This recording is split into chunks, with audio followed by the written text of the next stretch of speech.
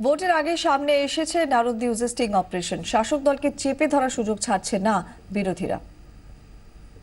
আগের ব্যাপার আমি বললাম, আসল কথা হচ্ছে লুট হয়েছে 1000 কোটি আর খেয়েছে কে হাওয়াই চটি।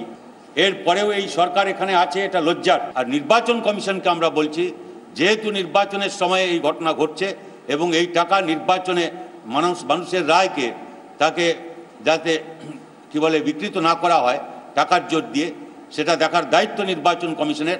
তাদের এ ব্যাপারে তৎপর হতে হবে। যদি অবাধ সুষ্ঠু নিরপেক্ষ নির্বাচন করতে হয় তাহলে এখনই ব্যবস্থা গ্রহণ করতে পারুন, আর না হলে যতক্ষণ না ব্যবস্থা না হচ্ছে ততক্ষণ পর্যন্ত আপনি নির্বাচন স্থগিত রাখুন। তার জন্য যদি দরকার হয় এখানে রাজ্যে রাষ্ট্রপতি শাসন করতে, তাহলে তাও করতে হবে। সত্যকে ধামাচাপা দেওয়া যায় না, ধর্মের কল বাতাসে নড়ে কথাই বলে। তাই আজকে কি দেখছি আমরা, যে ক্যামেরায় বন্দী হয়ে গেছে তৃণমূলের নেতাদের পয়সা খাওয়ার সমস্ত ছবি। অর্থাৎ এই বাংলাকে লুট যারা করেছে, সেই লুটের সঙ্গে তৃণমূল নেতৃত্বের যে ঘনিষ্ঠ সম্পর্ক, সেই সম্পর্ক আজ স্পষ্ট প্রমাণিত।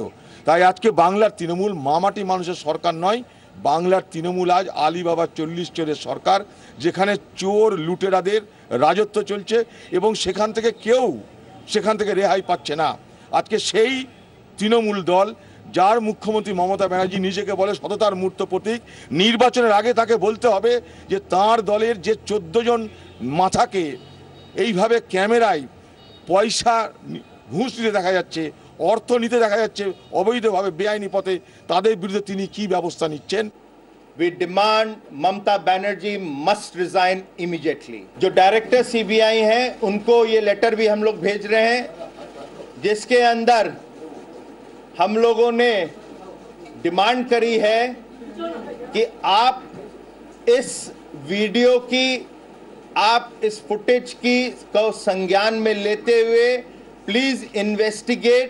चीफ इलेक्शन कमीशन को रिक्वेस्ट करने जा रहे हैं अमंग अदर थिंग्स, इस वीडियो फुटेज को देखने के बाद कि आप जो लोग टीएमसी का टिकट पा चुके हैं और इस वीडियो फुटेज के अंदर उनके नाम हैं, ensure they are not allowed to contest elections. BJP প্রকাশিত স্টিং অপারেশনের পেছনে রয়েছে প্রযুক্তির ব্যবহার, অভিযোগ করলেন তৃণমূল বিধায়ক শোভনদেব চট্টোপাধ্যায়। তার অভিযোগ, ভোটের আগে পরিকল্পিতভাবে এই স্টিং অপারেশন সামনে আনা হয়েছে। আমার ধারণা যে এটা যদি ঠিক মতো তদন্ত হয়, এটা পেছনে একটা প্রবল মানে প্রযুক্তি বিজ্ঞানের প্রয়োগ করে এই ঘটনাটা ঘটানো হয়েছে। আমি এটা বিশ্বাস করতে পারি না, বিশ্বাস করিও না। এমন অনেক মানুষের ছবি দেখানো হয়েছে যেগুলো ইম্পসিবল, যেগুলো হতেই পারে না। আর একটা অজ্ঞাত অপরিচিত মানুষরা এলো আর সব হাত বার করে টাকা নিয়ে নিল, এটা আমি বিশ্বাস করতে পারি না।